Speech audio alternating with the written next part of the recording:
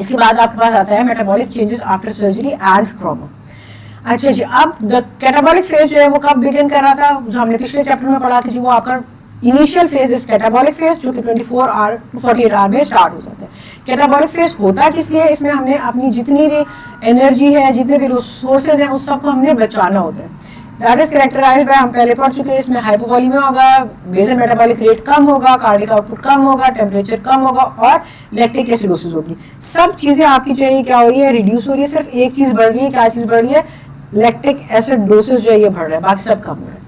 अच्छा, अब ये जो काज है इसको रेगुलेट कौन कर रहे हैं, इसको रेगुलेट 3 हार्मोन कर रहे हैं, वही जो आपके काउंटर रेगुलेटरी हार्मोन है, कैटेकोलामीन है, कॉर्टिसोल है और एल्डोस्टेरोन है। Following activation of renin angiotensin system, ये आपको कैटाबॉलिज्म फेज जो है आपका, ये 3 हार्मोन जो है वो इन 3 हार्मोन के साथ जो है आपका फेज डील करता है। अच्छा जी, अब आपको कैसे पता चलेगा कि आपका ये जो न्यूरोएंडोक्राइन रिस्पॉन्स है वो किस पे डिपेंड करता है, ये 3 चीजों पे डिपेंड करता है। टिश्यू डैमेज की जितना आपका टिश्यू डैमेज हुआ है उसकी डिग्री क्या है, आपका ब्लड लॉस क्या है, और आपका सोमैटिक इफरेंट जो नर्वस सिस्टम है वो एक्टिवेट हुआ है साइट ऑफ इंजरी पे या नहीं।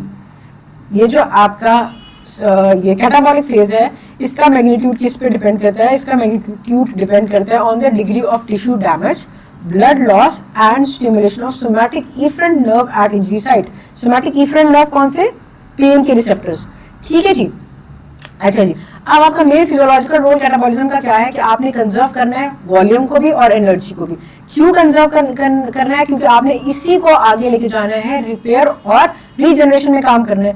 अब जब आपके पास ये हो चुका है, कैटाबॉलिज्म फेज चला गया, आपने खत्म हो चुका है, आपने पेशेंट को रिससिटेशन स्टार्ट कर दिया, तो अब कैटाबॉलिज्म फेज जो है वो इवॉल्व हो जाएगा ना हाइपर मेटाबॉलिक फ्लो फेज में, ठीक है जी, which correspond to SIRS। अच्छा जी, इस फेज में आपके पास क्या होता है, इस फेज में आपने अभी जितनी भी एनर्जी और वॉल्यूम बचाया हुआ था, अब इसको लगाने का काम शुरू हो गया, ठीक है जी। इसको हम कहते हैं ये एनाबॉलिक फेज है। इसमें हमें आपकी मोबिलाइजेशन होती है किसकी, एनर्जी स्टोर्स की। कहाँ पे मोबिलाइज करना है, रिकवरी एंड रिपेयर में आपने इसको मोबिलाइज करना है, ठीक है। इसमें अभी आपके पास क्या क्या चीजें आती है, एनाबॉलिक फेज में आपके पास क्या क्या चीजें आती है। एनाबॉलिक फेज में आपके पास कैरेक्टराइज्ड बाय टिश्यू एडेमा, जो कि वेसोडाइलेटेशन की वजह से हुआ है, कैपिलरी लीकेज की वजह से हुआ है। वेसोडाइलेटेशन क्यों हुई है, कैपिलरी लीकेज क्यों हुई है, वेसोडाइलेटेशन हुई है क्योंकि एंडोटॉक्सिन निकल रहे थे, उसकी वजह से वेसोडाइलेटेशन हुई है। कैपिलरी लीकेज क्यों हुई है, क्योंकि लोकल इन्फ्लेमेशन हो रही थी, कैपिलरी वॉल डैमेज हुई है, एंडोथेलियल सेल्स डैमेज हुए हैं और लीकी कैपिलरीज हो गई हैं। Basal metabolic rate increase, hyper metabolic state है, cardiac output increase, raised body temperature, leukocytosis ज्यादा, increase oxygen consumption and increase gluconeogenesis. During the catabolic phase, the increased production of counter-regulatory hormone including catecholamines level do not raise as expected to combat the hyper। ये मैं आपको explain करती हूँ। अच्छा जी, हमने क्या पढ़ा, हमने पढ़ा कि कैटाबॉलिज्म की फेज में क्या क्या चीजें हो रही थी। कैटाबॉलिज्म की फेज में हमारे पास हर चीज जो है वो कम हो रही थी, वॉल्यूम कम हो रहा है, आपका बीएमआर कम हो रहा है, आपका बॉडी का टेम्परेचर कम हो रहा है, आपका कार्डियक आउटपुट कम हो रहा है। एनाबॉलिक फेज में क्या हो रहा है, एनाबॉलिक फेज में आपका टेम्परेचर रेज हो रहा है, डब्ल्यूबीसी काउंट रेज हो रहा है, ऑक्सीजन की कंजप्शन इंक्रीज हो रही है, ठीक है जी। अच्छा जी, अब आपके पास क्या है, कहता है कि जो आपकी काउंटर रेगुलेटरी हार्मोन्स है जिसमें आपके पास कैटेकोलामीन्स आते हैं, कॉर्टिसोल आते हैं और ग्लूकागॉन आते हैं, ये क्या करते हैं, और प्लस इन्फ्लेमेटरी साइटोकाइन जो कि interleukin 1, interleukin 6, T1 necrotic factor alpha है। ये मैंने बहुत दफा बोला, अभी तक उनको याद हो जाना चाहिए। काउंटर रेगुलेटरी हार्मोन्स और ये जो इन्फ्लेमेटरी आपकी प्रो इन्फ्लेमेटरी साइटोकाइंस हैं वो कौन कौन से होते हैं। प्रो इन्फ्लेमेटरी में क्या आएगा, interleukin 1, interleukin 6, T1 necrotic factor alpha. ये क्या करते हैं, रिजल्ट करते हैं इन सिग्निफिकेंट फैट और प्रोटीन मेटाबॉलिज्म। आपको एनर्जी तो चाहिए, एनर्जी कहाँ से आ रही है, फैट और प्रोटीन के मेटाबॉलिज्म से आ रही है। फैट और प्रोटीन के मेटाबॉलिज्म की वजह से क्या होगा, आपका सिग्निफिकेंट वेट लॉस हो जाएगा। ये सारी बातें कैटाबॉलिक फेज की है, वेट लॉस हो जाएगा, यूरिनरी नाइट्रोजन एक्सक्रीशन ज्यादा हो जाएगी। अच्छा, अब ड्यूरिंग शॉक क्या होता है, इंसुलिन के level do not rise as expected to combat hyperglycaemia. आपका पेशेंट हाइपरग्लाइसीमिया में जा रहा है, क्यों, क्योंकि काउंटर रेगुलेटरी हार्मोन्स में एक चीज और क्या निकल रही है, ग्लूकागॉन निकल रहा है। ग्लूकागॉन क्या कर रहा है, बॉडी में हाइपरग्लाइसीमिया कॉज कर रहा है। अब हाइपरग्लाइसीमिया तो हमारे पास हो रहा है, लेकिन उसके लिए हमारे पास क्या है, इंसुलिन इतने काफी मिकदार में नहीं निकल रहा, और एक तो इंसुलिन निकल नहीं रहा, दूसरा इंसुलिन क्या कर रहा है, इंसुलिन की रेजिस्टेंस हो रही है। कौन करवा रहा है, वही 3 P's दोबारा याद करो, पेरिफेरल इंसुलिन रेजिस्टेंस, ये जो आपके इन्फ्लेमेटरी साइटोकाइंस थे वो करवा रहे थे। एक तो ग्लूकोज बढ़ रहा है, दूसरा इंसुलिन कम हो रहा है और इंसुलिन काम भी नहीं कर रहा। इसकी वजह से आपके पास क्या हो जाएगा, एक तो आपका जो पेशेंट है वो इस तरह बिहेव करता है जैसे कि आपका टाइप 2 का जो डायबिटीज का पेशेंट है वो उस तरह बिहेव करता है इन आफ्टर स्ट्रेस या आफ्टर सर्जरी। दूसरा आपका हाइपरग्लाइसीमिया होगा। हाइपरग्लाइसीमिया हम आगे पढ़ेंगे कि हाइपरग्लाइसीमिया को मैनेज करना बहुत इंपॉर्टेंट स्टेप है और वो क्यों है। अच्छा जी, अब आपके पास ये वाली जो डायग्राम है इसमें आपके पास जो है पेरिफेरल टिश्यू है, सेंट्रल टिश्यू है, मसल है, एडिपोज है, स्किन है, ये आपका पेरिफेरल टिश्यू है। अमाइनो एसिड स्पेशली आपके GLN और एलेनिन और गवानीन जो है ये निकलते हैं और ये कहाँ लेके जाते हैं, ये आपके पास जो है सेंट्रल टिश्यू जिसमें आपके पास आपका लिवर आता है, आपका इम्यून सिस्टम आता है और आपका वूंड आता है जिनमें आपको अभी काम करना है। पेरिफेरल से स्विच कर देते हैं ये सारा आपका एनर्जी और आपकी प्रोटीन कहाँ चले जाते हैं, लिवर में, इम्यून सिस्टम में और वूंड में चले जाते हैं जी। ठीक हो गया। अच्छा, अब आप कैटाबॉलिक स्ट्रेस सिंड्रोम है या जो भी स्ट्रेस रिस्पॉन्स है ये होता क्या है ये हम पढ़ चुके हैं, क्यों होता है ये भी हम पढ़ चुके हैं। अब हमने इसको मैनेज कैसे करना है। ठीक है जी। अच्छा जी, अब management of catabolic stress syndrome. अब हमने क्या देखना है कि हमने ये तो देख लिया कि कैटाबॉलिक सिस्टम का जो स्ट्रेस होता है वो कैसा होता है, क्यों होता है और हमने उसको मैनेज कैसे करना है। अब मैनेजमेंट में हमने एक चीज जो याद रखनी है वो ये रखनी है कि जब इंजरी होती है तो सारे टिश्यू जो है वो कैटाबॉलिक फेज में नहीं होते, कुछ टिश्यू जो है वो एनाबॉलिक फेज में होते हैं, कुछ टिश्यू जो होते हैं वो कैटाबॉलिक फेज में होते हैं। ठीक है। अच्छा जी, हम पढ़ रहे थे कि कुछ चीजें जो है, कुछ ऑर्गन जो है, कुछ टिश्यू जो होते हैं बॉडी में वो कैटाबॉलिक स्टेट में होते हैं और कुछ जो होते हैं वो एनाबॉलिक स्टेट में होते हैं। बॉडी जो है इसको प्रायोरिटाइज करती है कि कहाँ पे आपने कैटाबॉलिज्म करनी है और कहाँ पे आपको बिल्डअप चाहिए और आप उसको एनाबॉलिज्म की तरफ लेके जाते हो। अच्छा जी, अब कैटाबॉलिज्म कहाँ पे आप करते हो, मसल में, एडिपोज टिश्यू में, स्किन में। यहाँ से आप सारा अपना एनर्जी और जो आपका वॉल्यूम है, जो न्यूट्रिशन है वो यहाँ से उठाते हो और कहाँ लेके जाते हो, अपनी जो की विजरास है उनकी तरफ लेके जाते हो, जैसे कि लिवर है, इम्यून सिस्टम है और वूंड जो जिसको हील होना है। ठीक है जी। इनकी तरफ आप क्या कर, इस तरफ पे आप क्या काम कर रहे थे, एनाबॉलिज्म वाला काम कर रहे थे। लेकिन जो स्केलेटल मसल है उनमें क्या होता है, उनमें कैटाबॉलिज्म ही हो रही होती है और वहीं से प्रोटीन निकल रहा होता है और जो आपका लिवर के पास जा रहा होता है और वूंड की तरफ जा रहा होता है और इम्यून सिस्टम के पास जा रहा होता है। ठीक है जी। फिर आपके पास आता है हाइपर मेटाबॉलिज्म। अब जब ट्रॉमा होता है पेशेंट का तो पेशेंट किस स्टेट में चला जाता है, हाइपर मेटाबॉलिक स्टेट में चला जाता है। ये किस कदर हाइपर मेटाबॉलिक स्टेट में जाता है और क्यों जाता है ये हम पढ़ते हैं। Majority of the trauma patient except जैसे कि एक्सटेंसिव बर्न है, इसमें आपको हाइपर मेटाबॉलिज्म और भी ज्यादा मिलेगी। Majority of the trauma patient में आपको जो आपका जो बेसल एनर्जी एक्सपेंडिचर है वो रेज हो जाता है कहाँ तक, 15 से 25% तक। ये भी आपका MCQ का पॉइंट है कि आपका हाइपर मेटाबॉलिज्म कहाँ तक जाता है, 15 से 25% तक जाता है अबव जो आपका रेस्टिंग वैल्यू होता है। अच्छा जी, अब ये आपका जो पेशेंट है वो हाइपर मेटाबॉलिज्म स्टेट में क्यों जाता है और आपका जो एनर्जी एक्सपेंडिचर है वो क्यों बढ़ जाता है, क्योंकि इंजरी के बाद ऐसी बहुत सारी चीजें होती है जिनको आपने टैकल करना होता है, जैसे कि जिसमें आपके पास पायरेक्सिया हो रहा होता है, सेंट्रल आपको थर्मो रेगुलेशन करानी होती है क्योंकि प्रो इन्फ्लेमेटरी साइटोकाइन्स निकल रहे हैं, वो वहां पर जाके थैलेमस में जाके क्या कर रहे हैं, सेट पॉइंट ऑल्टर कर रहे हैं, पायरेक्सिया करा रहे हैं, सिंपैथेटिक एक्टिविटी आपकी ज्यादा हो रही है, वूंड में एब्नॉर्मल सर्कुलेशन हो रही है, इस्कीमिया हो रहा है, लैक्टेट बन रहा है। उस लैक्टेट को आपने बॉडी से किसी न किसी तो निकालना है। उस निकालने के लिए आपको क्या चाहिए, उस निकालने के लिए आपको डेफिनेटली ATPs चाहिए। वो ATPs कहाँ से आएगा, उस ATPs के लिए आपका जो बेसल एनर्जी का एक्सपेंडिचर है वो बढ़ जाएगा। यही ATPs आपका ये जो है पैटिक क्लोराइड साइकिल है, ये सारी चीजें जो है मिलके क्या करेंगी, इस सारे डिब्रेस को आपकी बॉडी से निकालेंगी। अच्छा जी, अब इसमें आपके पास क्या होगा, प्रोटीन टर्नओवर भी इंक्रीज होगा, आपको न्यूट्रिशनल सपोर्ट भी चाहिए होगी। थियोरेटिकली आपका जो एनर्जी एक्सपेंडिचर होता है वो it could even rise higher than observe level following surgery. इसमें आपके पास कुछ स्टैंडर्ड इंटेंसिव केयर में कुछ हम मैनेजमेंट करते हैं जिसकी वजह से हम क्या कर सकते हैं, पेशेंट की इस एनर्जी जहाँ पे ATPs लग रहे हैं हम उसको बचा सकते हैं। बाय कैसे बचा सकते हैं, एक्सटर्नल फैक्टर्स की वजह से, जैसे कि हम पेशेंट को बेड रेस्ट दे सकते हैं, उसकी एक्टिविटीज को कम कर देंगे, पैरालिसिस हो जाएगा, वेंटिलेशन जाएगी, आपके अपने रेस्पिरेटरी मसल्स काम नहीं करेंगे, वो काम आपके लिए कौन कर रहा है, वेंट कर रहा है। आपको खुद को बॉडी को टेम्परेचर को रेगुलेट नहीं करना, वो कौन करके देगा, एक्सटर्नल टेम्परेचर रेगुलेशन हम करेंगे। ये आपका क्या करेगा, ये आपका हाइपर मेटाबॉलिक की जो ड्रिवन फोर्सेज है और उनका जो स्ट्रेस है वो कम कर देगा। ठीक है जी। अब आपके पास आता है स्केलेटल मसल की वेस्टिंग जो होती है वो पेशेंट में होती है। ये पेशेंट एक्सपीरियंस करेगा जब आपका कैटाबॉलिक फेज जो है वो प्रोलॉन्ग हो जाता है, इसमें ऑल्टरेशन आती है। ये हम आगे पढ़ते हैं जब ऑल्टरेशन स्केलेटल मसल का जो मेटाबॉलिज्म होता है उसमें होता है। हम इसमें पढ़ते हैं कि हमारे पास मसल का टर्नओवर कितना होता है, कहाँ से प्रोटीन जनरेट हो रहे होते हैं और कहाँ जा रहे होते हैं। अच्छा जी, अब alteration in skeletal muscle protein metabolism. Muscle protein आपका जो होता है वो कंटिन्यूसली सिंथेसाइज भी हो रहा होता है और ब्रेक डाउन भी हो रहा होता है। टर्नओवर रेट जो ह्यूमन का होता है दैट इज 1 to 2%। आपका मसल बल्क जो होता है रिमेन कांस्टेंट इसलिए होता है क्योंकि जिस तरह वो टूट रहा होता है उस तरह वो बन भी रहा होता है।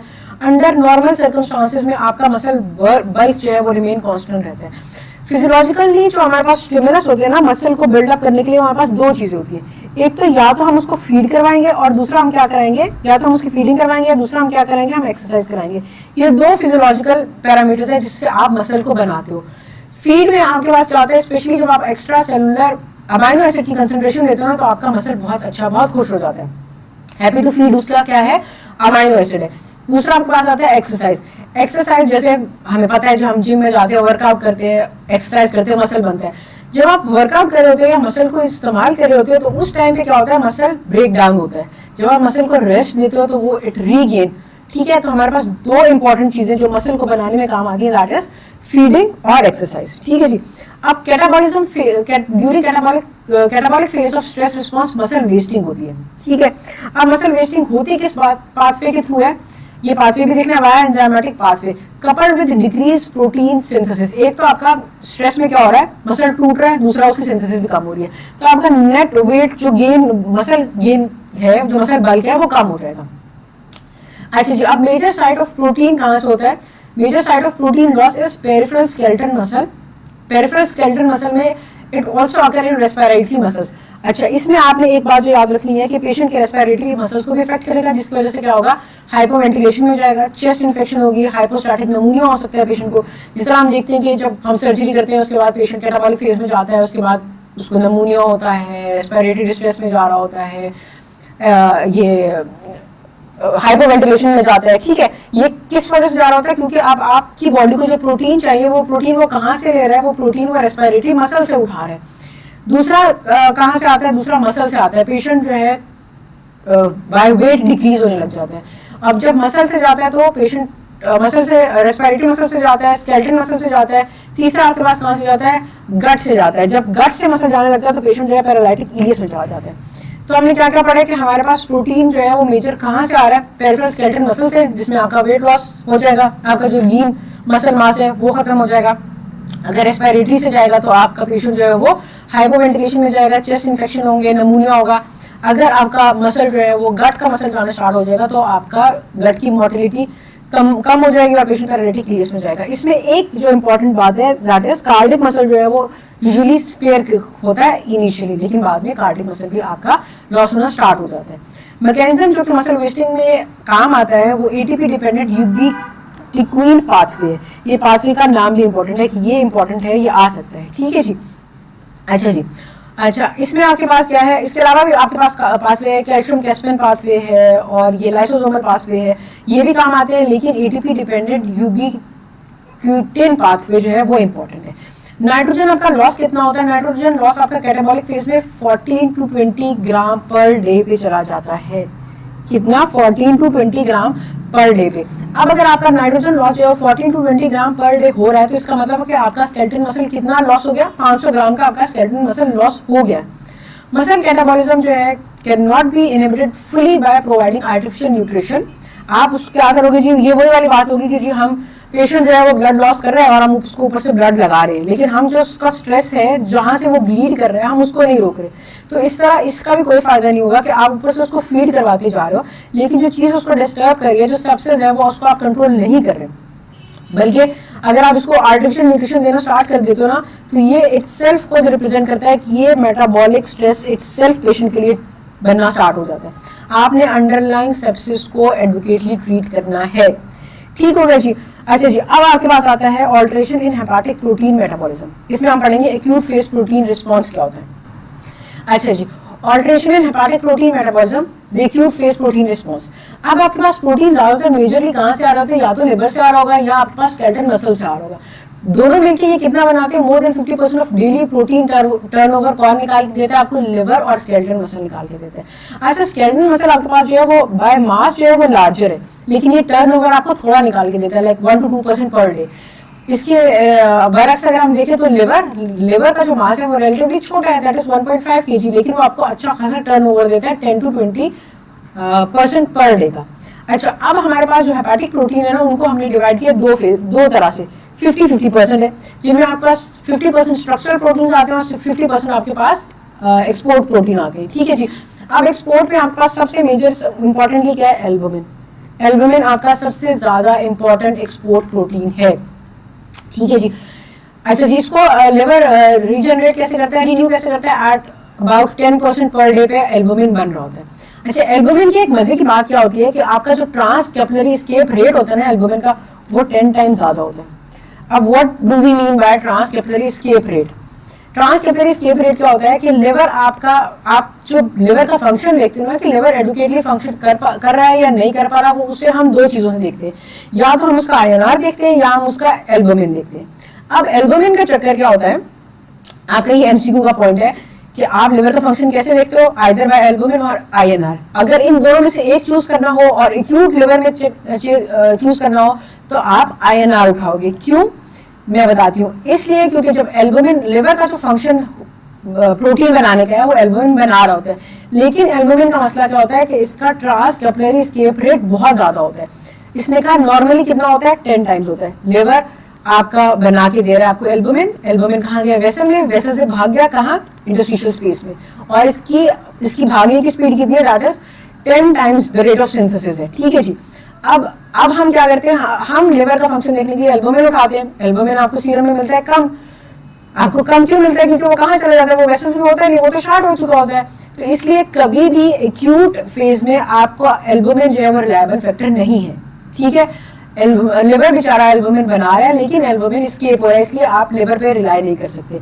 जो इसने हमें बताया, transcapillary escape rate of albumin is about 10% the rate of synthesis. ठीक है जी। अब एल्बुमिन का ट्रांस ये जो एस्केप रेट है वो सेप्सिस में और भी ज्यादा हो जाता है। ठीक है, इट इज मेरे ख्याल 3 फोल्ड ज्यादा इंक्रीज हो जाता है। एल्बुमिन जो है वो इंक्रीज 3 फोल्ड और इंक्रीज हो जाता है। पहले ही 10 टाइम ज्यादा वो तेजी से भाग जाता है, और जब पेशेंट सेप्सिस में होता है या मेजर इंजरी हो जाती है, जब आपकी कैपिलरी एंडोथेलियल जो लाइनिंग है वो इंक्रीज हो जाती है, तो ये सारा कहाँ चला जाता है, एल्बुमिन वेसल से निकल जाता है। तो हमें लगता है कि एल्बुमिन पेशेंट हाइपोएल्बुमिनिया में है, हालांकि पेशेंट हाइपोएल्बुमिनिया में नहीं होता, नॉट ड्यू टू सिंथेसिस, लेकिन वो ट्रांस कैपिलरी एस्केप रेट की वजह से होता है। अब हम पढ़ेंगे इन्फ्लेमेटरी रिस्पांस कंडीशन। अच्छा, in response to the inflammatory condition including surgery, trauma, sepsis, वो इन्फ्लेमेटरी साइटोकाइन जिनमें आपके पास, फिर मैं बता रही हूँ कौन से आते हैं, interleukin 1, 6, T1 necrotic factor alpha. इसमें आपके पास जो खास तौर पे ये जो इंटरल्यूकिन 6 है, ये क्या करता है, ये हेपेटिक प्रोटीन सिंथेसिस करवाता है किसकी, पॉजिटिव एक्यूट फेज प्रोटीन की। अब पॉजिटिव एक्यूट फेज प्रोटीन होते हैं हमारे पास, और एक होते हैं negative acute phase protein. Positive acute phase में हमारे पास क्या आता है, फिब्रिनोजन आता है और सी रिएक्टिव प्रोटीन आते हैं। एक्यूट फेज रिस्पॉन्स क्या होता है, ये ऐसे काम करता है जैसे दो धारी तलवार काम करती है। कैसे, ये आपको प्रोटीन तो बना के दे रहा होता है, लेकिन वो प्रोटीन किस एक्सपेंस पे बना के दे रहा होता है, ये आपकी बॉडी से खुद ही वो प्रोटीन निकाल रहा होता है और आपको दे रहा होता है। ठीक है जी। और यही प्रोटीन आपको जो एनर्जी और रिपेयर में काम आ रहे होते हैं, लेकिन एट बॉडी के अपने एक्सपेंस यूज करने के बाद, लीन टिश्यू यूज करने के बाद, एनर्जी रिजर्व कर, जो आपके रिजर्व पड़े हुए होते हैं उनको यूज करता है और फिर उनको सी रिएक्टिव प्रोटीन और फिब्रिनोजन में कन्वर्ट करके देता है कि जी बॉडी में रिपेयर करें जहां रिपेयर की जरूरत है। ठीक है, ये आपके पास हो जाते हैं पॉजिटिव एक्यूट फेज जो प्रोटीन है। अच्छा, इसके अलावा आपके पास नेगेटिव फेज भी रिएक्टेंट भी आते हैं जो कि इनमें कम हो जाते हैं, वो फिर हम आगे बढ़ते हैं। यहाँ पे पहले में है कि पॉजिटिव रिएक्टेंट आपके पास कौन से आते हैं, सी रिएक्टिव प्रोटीन आते हैं जिनकी प्लाज्मा की कंसंट्रेशन इंक्रीज हो जाती है। नेगेटिव रिएक्टेंट कौन से आते हैं, एल्बुमिन आते हैं, जो हमने अभी पढ़ा, उनकी प्लाज्मा कंसंट्रेशन डिक्रीज हो जाती है। क्यों, क्योंकि उनका ट्रांस कैपिलरी एस्केप रेट ज्यादा है। ठीक है जी। सेकेंडरी टू माइक्रोवेस्कुलर परमेबिलिटी की वजह से उनका ट्रांस कैपिलरी एस्केप रेट ज्यादा है। अच्छा, अब हम पढ़ेंगे इंसुलिन रेजिस्टेंस के बारे में। अच्छा जी, इंसुलिन रेजिस्टेंस क्यों होती है, हमने पहले पढ़ा 3 पीस में आपके पास एक पी क्या था, पेरिफेरल इंसुलिन रेजिस्टेंस था। ठीक है जी। पेरिफेरल इंसुलिन रेजिस्टेंस हमारे पास जो हो रही थी फॉलोइंग सर्जरी या ट्रॉमा, पोस्ट ऑपरेटिव हमारे पास क्या होता है, हाइपरग्लाइसीमिया होता है। हाइपरग्लाइसीमिया क्यों हो रहा है, कॉर्टिसोल रिलीज हो रहा है, ग्लूकागॉन रिलीज हो रहा है, काउंटर रेगुलेटरी हार्मोन्स रिलीज हो रहे हैं, क्या कर रहे हैं, हाइपरग्लाइसीमिया कॉज कर रहे हैं। एक तो हाइपरग्लाइसीमिया इसलिए हो रहा है क्योंकि आपकी ग्लूकोज की प्रोडक्शन ज्यादा हो रही है। दूसरा हाइपरग्लाइसीमिया आपका क्यों हो रहा है, क्योंकि आपका जो इंसुलिन है वो काम नहीं कर रहा है, पेरिफेरल इंसुलिन रेजिस्टेंस हो रही है। कौन करा रहा है, ये जो आपके साइटोकाइंस है वही करा रहे हैं। ठीक है, इसके बाद आपने क्या करना है कि ये जो डिग्री ऑफ इंसुलिन की रेजिस्टेंस है ना, ये डिपेंड करती है प्रोपोर्शनल, उसी के प्रोपोर्शनल है जितना आपका मैग्नीट्यूड होगा इंजरियस प्रोसेस का। जितनी आपकी इंजरी ज्यादा होगी उतना आपका इंसुलिन का रेजिस्टेंस ज्यादा होगा। अगर आप रूटीनली अपर एब्डोमिनल की सर्जरीज कर रहे हैं तो उसमें इंसुलिन की रेजिस्टेंस जो है वो परसिस्ट कर सकती है कितने वीक तक, 2 वीक तक। यहाँ पे एक और एमसीक्यू का पॉइंट है, अपर एब्डोमिनल सर्जरी हुई है, इंसुलिन की रेजिस्टेंस कब तक परसिस्ट करेगी, 2 वीक तक। पेशेंट आपका हाइपरग्लाइसीमिया में रहता है और पेशेंट जो है वो post operatively patient with insulin resistance behave कैसे करता है, ऐसे जैसे टाइप 2 डायबिटीज के पेशेंट बिहेव करते हैं। अब इंटेंसिव केयर यूनिट में आपने मेन स्टे ऑफ मैनेजमेंट क्या है कि आपने इंसुलिन रेजिस्टेंस को कंट्रोल करना है। कैसे कंट्रोल करना है, बाय इंट्रावीनस इंसुलिन इन्फ्यूजन। अच्छा, इसमें 2 तरह की चीजें थी, या तो आप स्लाइडिंग स्केल में रखते हो या आप आईवी इंसुलिन इन्फ्यूजन पे रखते हो, और बेले जो है वो प्रेफर करती है कि आप इसको कंटिन्यूअस इन्फ्यूजन इंसुलिन के दें। फिर आपके पास आता है जी changes in body composition following injury. जब इंजरी आती है तो आपकी बॉडी में बहुत सारी चेंजेस आती है। एक एवरेज जो 70 kg का मैन होता है उसके अंदर फैट कितना होता है, 13 kg का फैट होता है, और फैट फ्री मास जो कि लीन बॉडी मास है वो कितना होता है, वो 57 kg होता है। इन सच एन इंडिविजुअल जो लीन टिश्यू आपका इसमें जो लीन टिश्यू है उसमें प्रोटीन कितने होते हैं, 12 kg का आपका प्रोटीन निकल जाएगा, 42 kg आपका वाटर रहेगा और मिनरल आपके 3 kg के होंगे। Protein mass can be consider as 2 basic compartment में से निकलेगा। कौन से, एक स्केलेटन कंपार्टमेंट, एक नॉन स्केलेटन में।